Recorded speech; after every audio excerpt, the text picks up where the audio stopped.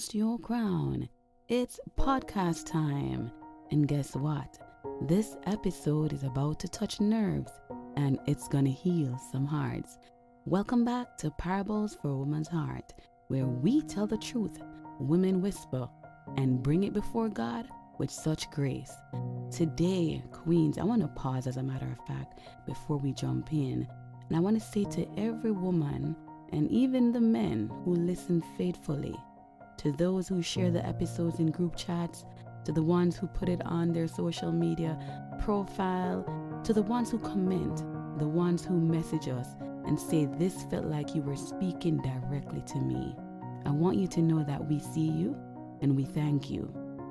This podcast only exists because of your hunger for truth, your hunger for healing, and your honest conversations that you're having behind the scenes. Now, Queens, we want to honor God and we want to thank Him for the real lives that we are living. We may hurt, but we are living and we're living in the truth. Amen. So if this episode blesses you, don't keep it to yourself. Like it, share it, send it to a sister who needs language for what she's feeling. All right, Queens, let's start. Guess what? Today's episode is titled, I Love Him, but I Miss Me. Let's say it together. I love Him, but I miss me. And let me say this clearly at the start. That sentence does not mean you are ungrateful. It does not mean you are failing. And it does not mean you don't love your spouse. It means you're being honest. And honesty is where healing truly begins. And I'm joined by none other than Alicia.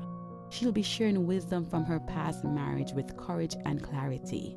And I have the queen herself, Lenora, who's going to be navigating the sacred and stretching first year of marriage. Different seasons, same heart cry. Let's dive in.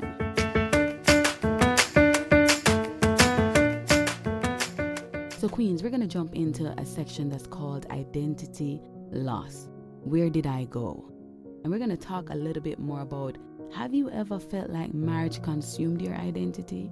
And Queens, I know a lot of women may not want to be honest in answering these questions, but I do want you to. Have you ever felt like marriage consumed your identity? And I want to speak as someone 10 years in and as a pastor who has walked with many wives. Identity loss doesn't usually come from abuse or control. It comes from overgiving and overgiving without replenishing yourself. We give emotionally, we give mentally, we give spiritually. And somewhere along the way, we stop checking in with ourselves. I remember realizing I could tell you everyone else's need, but couldn't answer the question, what brings you joy? Joy right now. That, Queen, was my wake-up call. And I say this because my husband and I had this conversation candidly this week when I said to him, hey, I want to be surprised for Christmas. Every year, everybody gets surprised because I'm good at executing on surprises. But nobody takes the time out to try and surprise mommy or the wife or the daughter-in-law.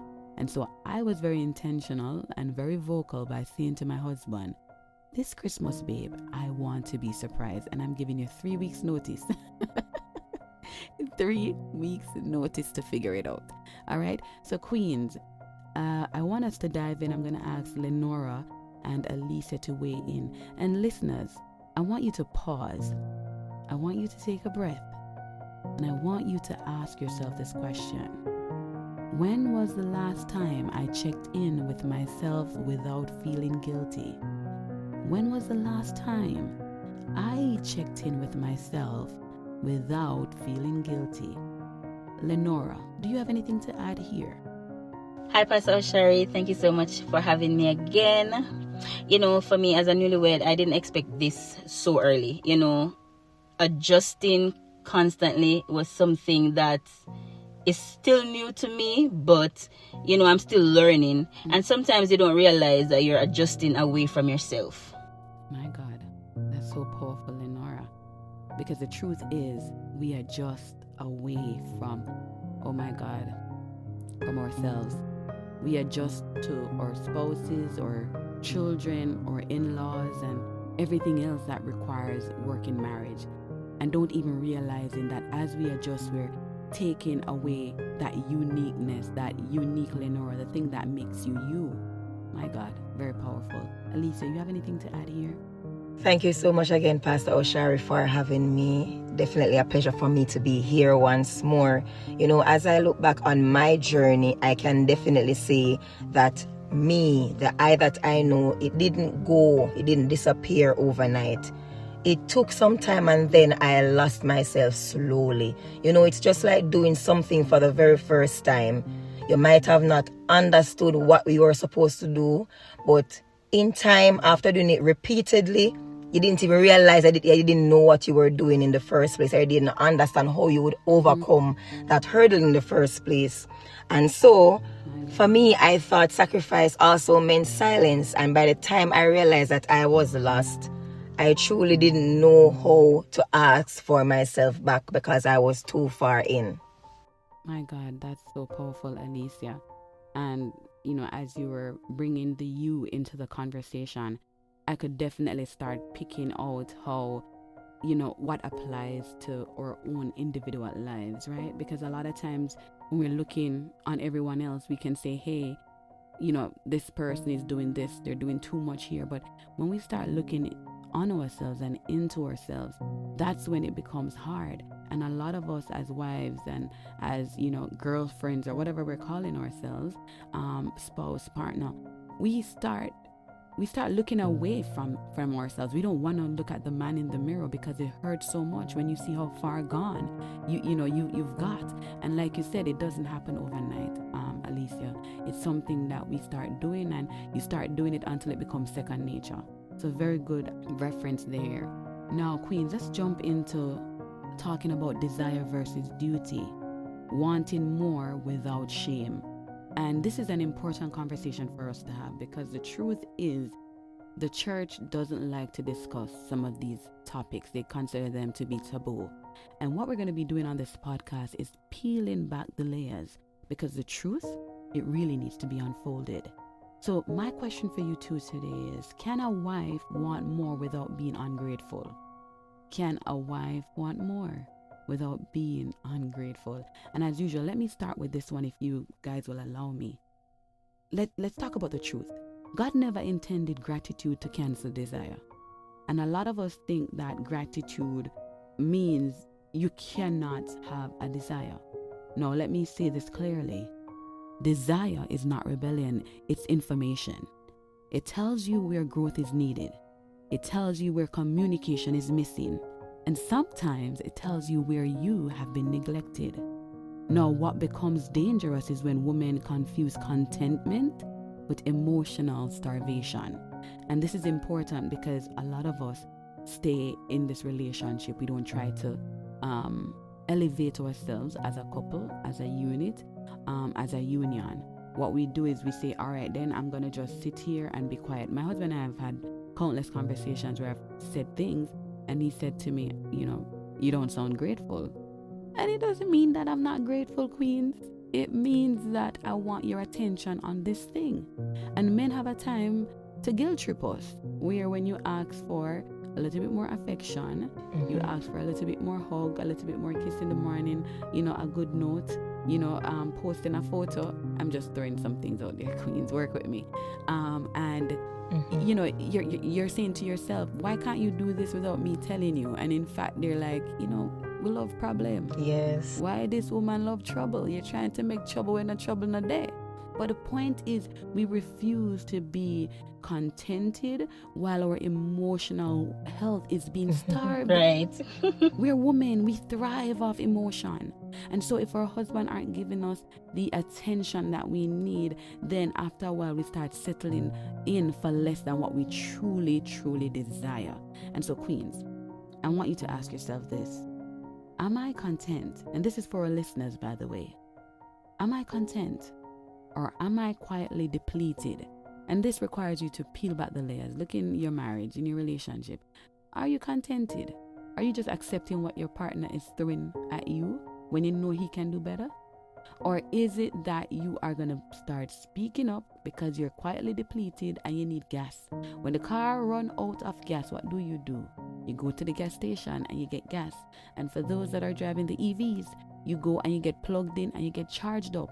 So when your emotional health, your relationship, you're being starved, you need to go back to the source. And the source is your partner, and let them know, look, I am burnt out. I am, I am experiencing this. I am experiencing that. You cannot expect the marriage to survive with that level of contentment when in fact you want more. Queens, now I'm going to turn over to you, Alicia. I'm going to start with you this time. The question that we asked earlier is, can a wife want more without being ungrateful? Hey God, Osharae, as you spoke, I was just like, I was saying that, you're so right. Because there's so many times when I look back at my marriage and there was so much I wanted to be said. There were so many feelings, so many emotions. And for me, I always felt like, I was becoming a burden by speaking how I feel. I felt like, all right, probably, too much of me now. And I kept doing it so many times where I didn't even realize that I was really putting myself at the back burner. So, things were never, leveled, right? And I realized that I cannot be selfish to myself to really say how I feel. Just like the Bible said, God knows our needs. And he says to ask and it shall be given, right? God knows how we feel, but also we have a part to play in telling him, being specific with God to tell him how you feel.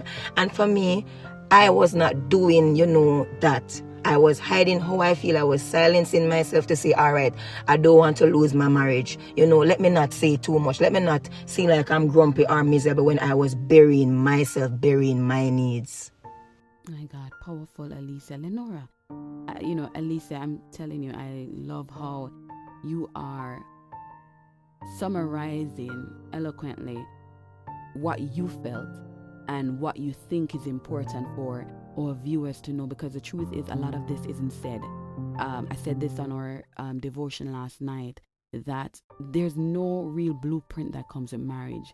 But if we should start being honest as Christian women, we would really save a lot of marriages, because a lot of persons think they're the only one that are going through depletion in a marriage, and so they refuse from getting help. They refuse from speaking up in their marriage, because like you said, I thought I was being selfish if I spoke up, and so that silence didn't end up protecting your marriage at all.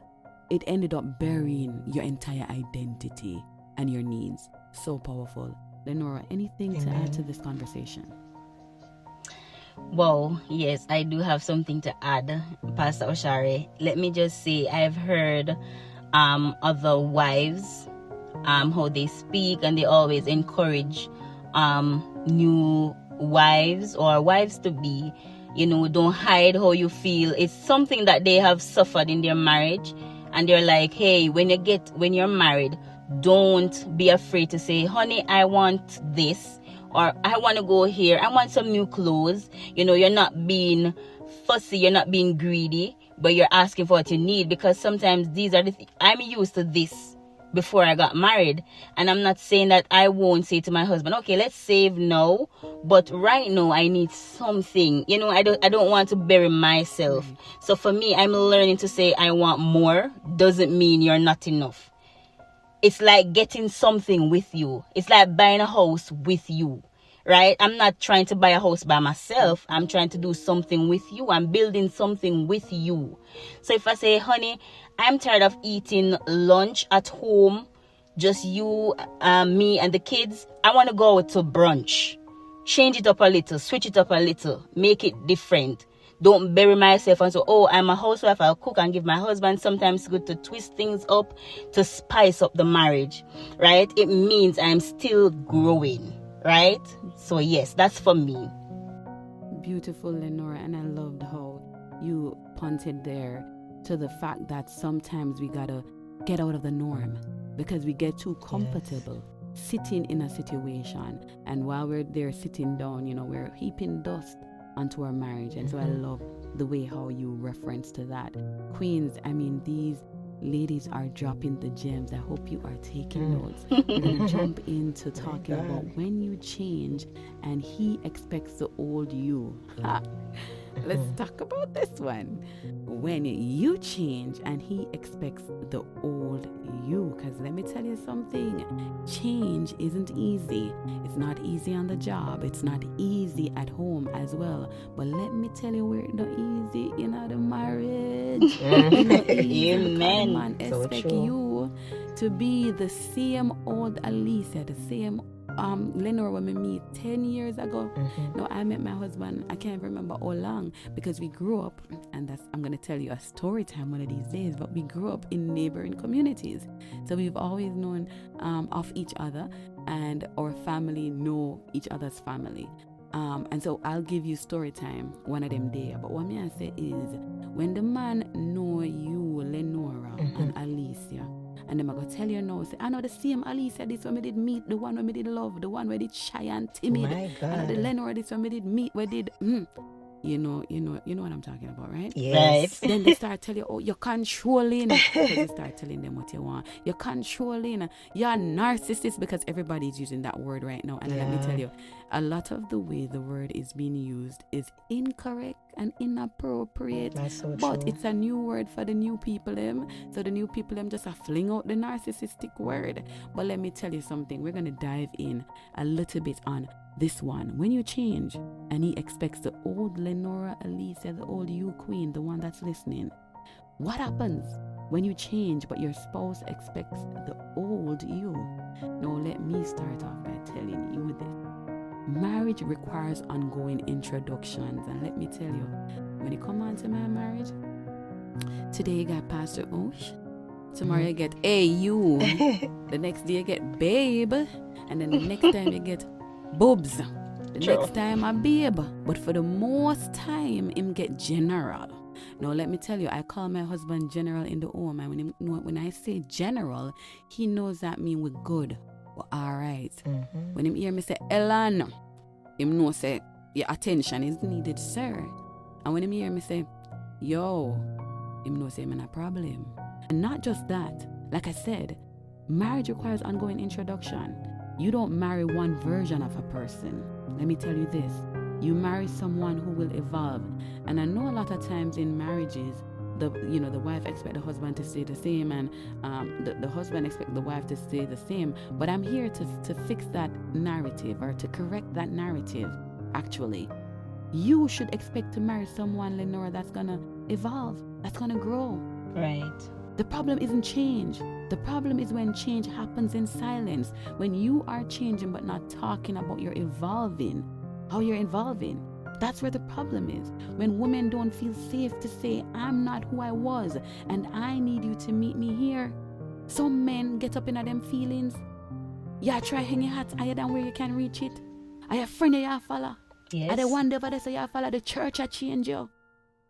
Them start telling about everything in your life that is causing you to change, and they don't understand that you were made to be evolved. When my husband met me, I was working in the bank. When I say my husband met me, let me be clear. When my husband and I started courting, I was still working in the bank. And then God had it so that, I evolved to being an operations manager, and then I evolved from being an operations manager to working from home as a senior operations manager for a company in the US. And then I went back to school. I did a double master's, and then I left that, and I started, migrated here. I started working in corporate America. I have evolved more than probably 20 times. And so if my husband was afraid of evolvement, he would run. Because I am not the girl he met 10, 11 years ago. I've evolved as it should be. That's right. And so if you are evolving and your husband is telling you, say, a church make you do this, a friend you follow because you want to go back to school, Alicia, let's have this conversation. You want to go back to school, and for your partner to say to you, hey, why you want to go back to school? Or Lenora, you say you want my business, and the man I go say to you, say, Mrs. Blackwood, we don't need to open a business now. We just need to focus on our marriage. Or just focus on the income that we have coming in. When God has tell us to open up another stream of income. How do we deal with the changing, the evolving that is taking place? My God. Osharae, as you spoke, I can say for me, I don't think I understood what I was doing back then. But like now, when I look at life now, I am now starting to see the change that I am carrying, right? Because to be lonely in a marriage is a very hard thing, and some people might not want to admit it, because I can remember, days, being married and being in the house, being up alone in all my thoughts, crying, and nobody knew. It was just me and God. But now, over time, I am learning, how to love myself, how to value myself. I'm learning the importance of my voice, opposed to your voice, right? Whilst it's important that two persons should be on the same page, I am learning the importance of me and what I have to say. Because as I said, I struggled with, sharing how I feel.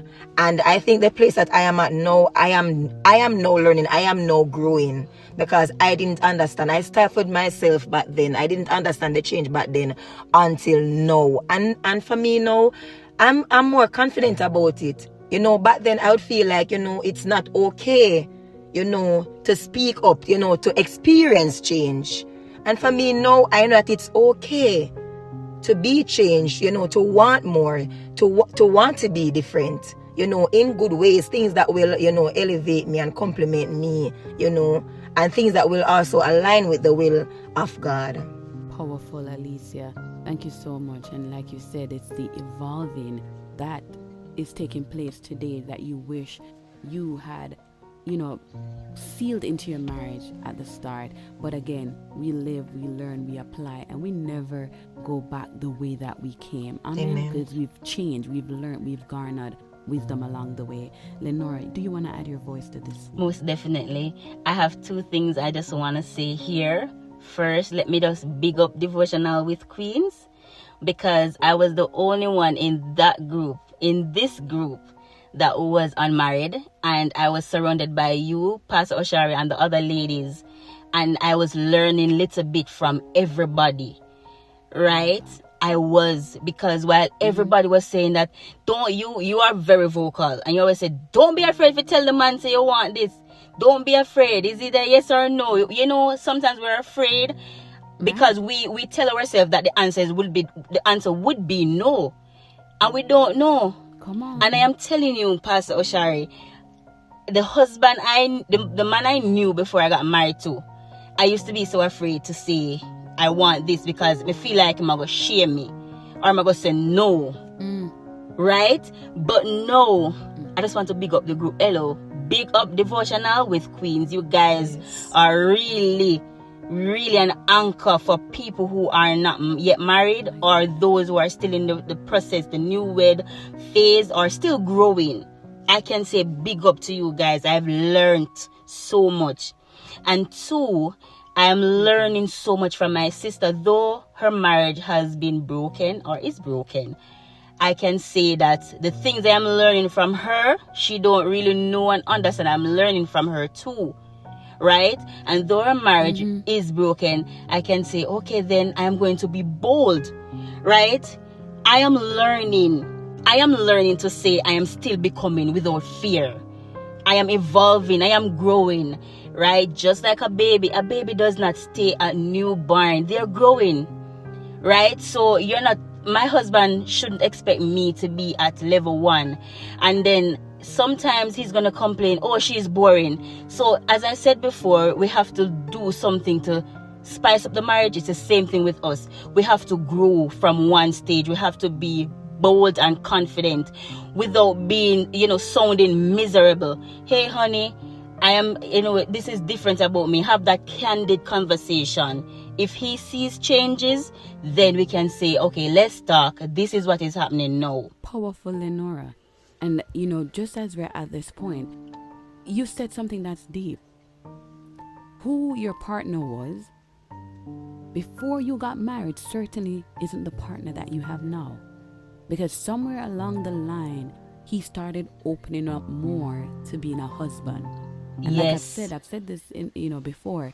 My husband didn't have a father figure in his life. It was just him and his mom. And for those who don't know, my husband is an only child. All right, and I always look at how my husband treated me as a wife, and I used to say to myself, "Oh, the man I know if treat him wife, him never have nobody to show him these things." So how did he learn to treat me the way how he treated me?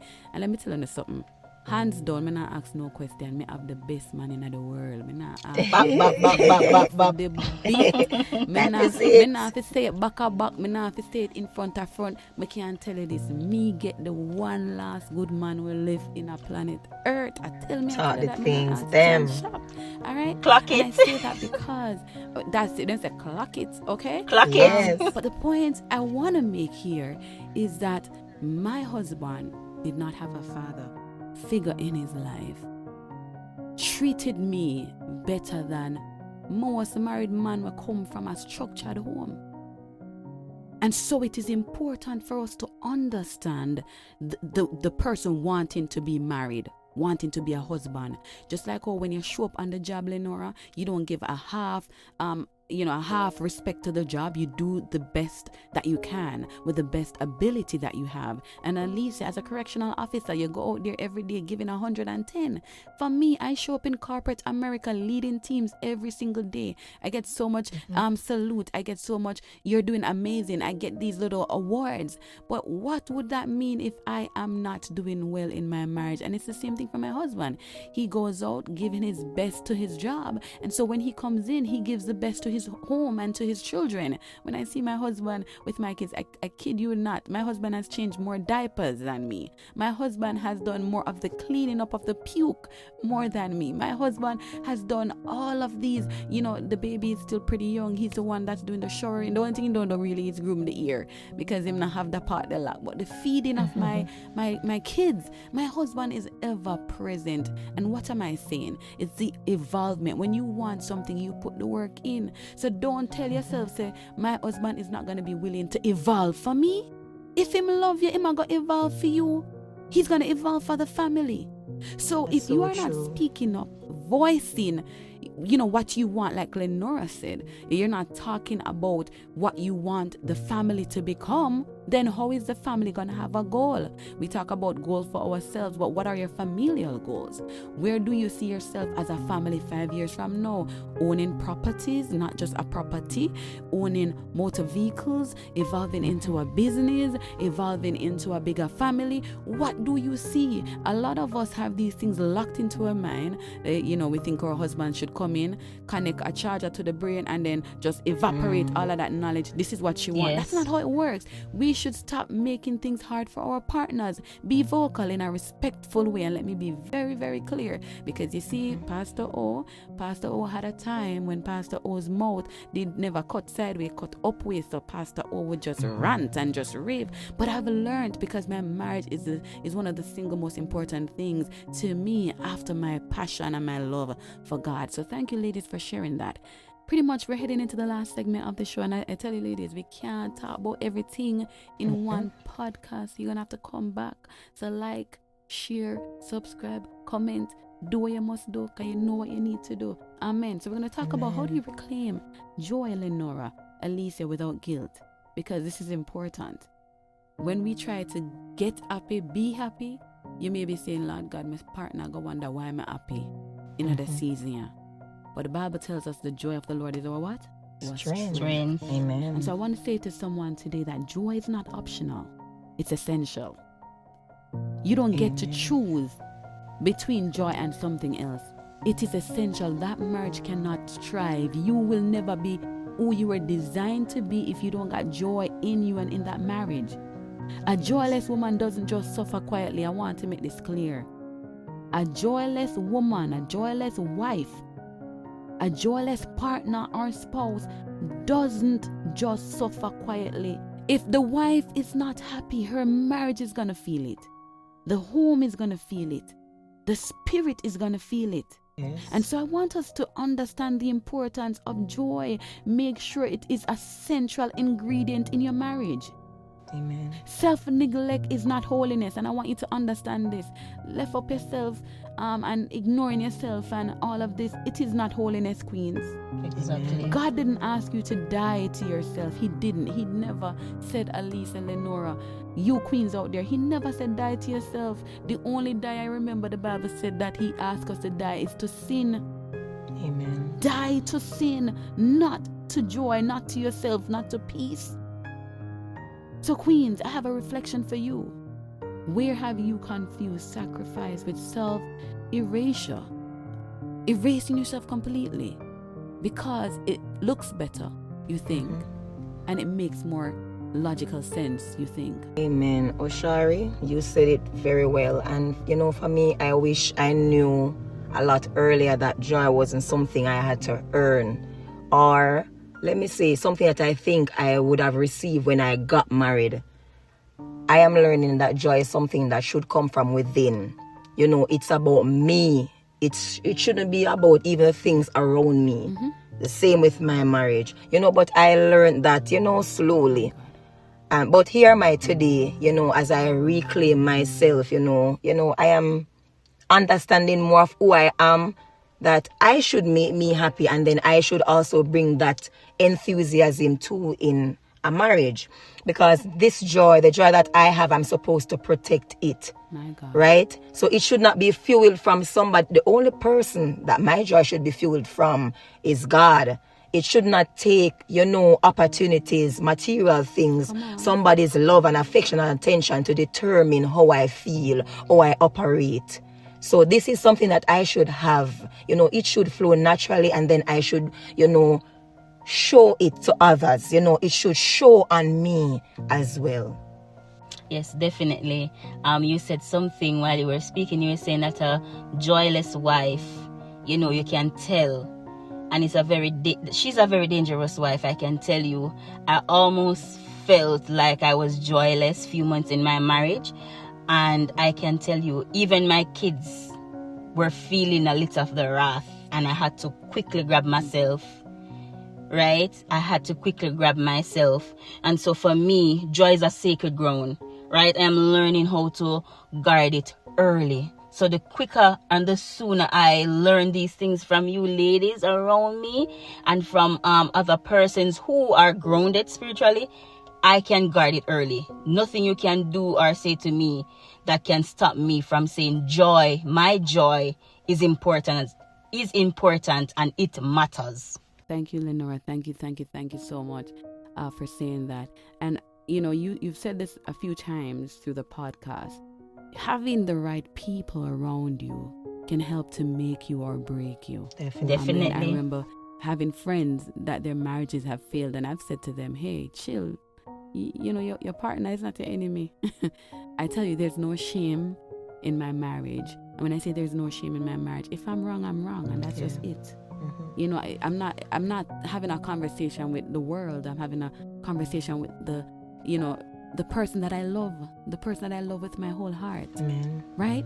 And so it's important for us to understand that when we're having these conversations, we're seasoning them with love. Yes. You marinate them like from overnight. You ever stew? Let me tell you how me do it now. I stew from the night before. So I want to talk to my husband about something. It's a hard conversation. I start stewing the things, slow cook it. Or you season it, marinate it from like the Thursday, and then I say, all right, Friday night we can't talk about it. So, we start think through the day, me I go say it, probably look ideas here, look ideas there. And then when we have that conversation on Friday now, remember, it new to him, but it's all to me. And because it's all to me, I have enough time to prepare for the conversation. Because let me tell you, one of the challenges that when we start having the conversation, because it's uncomfortable, people start getting uncomfortable and we start getting angry and we start getting upset. But it's not new for you, so it shouldn't make you uncomfortable anymore to have that conversation, because you've had enough time to prepare for the chat. So your husband will get upset. Then what plans do you have to calm him down? Right. You watch your tone. Your husband don't like a certain tone. Then how are you going to have hard conversations with that type of tone? You have to know how to address the concern. Like, I know when my husband is upset with me, I know how to fix him business.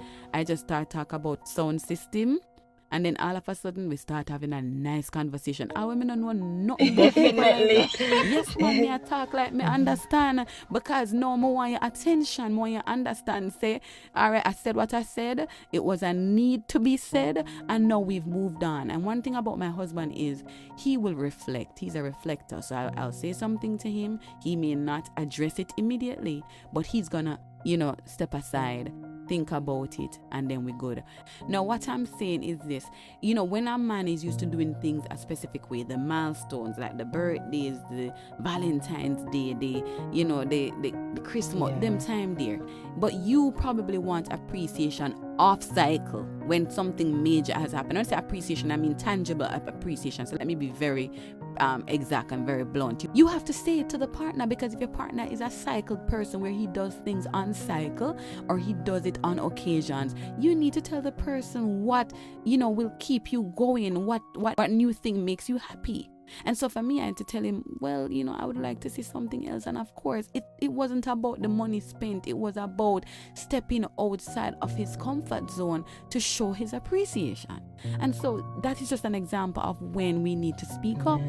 Because a lot of us, and I'll leave this because we're going to go, but we're going to have this conversation later on in the podcast. We're going to talk a little bit about sex, because it happens in our sexual relationships too, in our marriages, where you're not satisfied and you can't even tell your husband that because you're ashamed. What are you ashamed of? The ego. So what are you ashamed of? If you cannot tell your husband about you wanting gifts, or you wanting more hugs or more kisses or more I love yous, how are you going to tell your partner, I'm not being satisfied, I am not having an orgasm? But the point is this, if you can't have the small conversations, the little tiny ones, or are you going to have the ones that we have the built up Osharae, and that's when these built up reach very far, and then out of the blue you're having a conversation and it just comes up, and sometimes you didn't even know that the person struggled with this thing because they kept silent. Yes, and because your partner may end up using it as a weapon over your head, because they start telling you, no, is something wrong with you, what getting at you now, change. True. When in fact it has nothing to do with that, because guess what, we were not vocal when we should have been vocal. Because if we did taught the things then from a long time, then we wouldn't have this problem. I tell you, I go talk till my mouth drop off, till my tongue drop out of my head. I normally say, as long as my mouth could cross when I got teeth and tongue, I shall be talking. My husband start laughing for me these days, because he knows how vocal I am, and sometimes I'm over vocal. Amen. So you know what I mean? But the point is, I have a relationship where I can tell my husband anything and everything. So as we're gonna close out this in this moment, Queens, I want to thank you, Alicia and Lenora, for joining me. If today's episode stirred something inside of you, Queens, don't rush past it. I want you to sit with it, pray through it, and journal it. You don't have to choose between loving your spouse and loving yourself. God designed marriage to multiply you, not erase you. Queens, stay honest, stay whole, stay crowned. This is Pastor Osh, and with me I have Alicia and Lenora.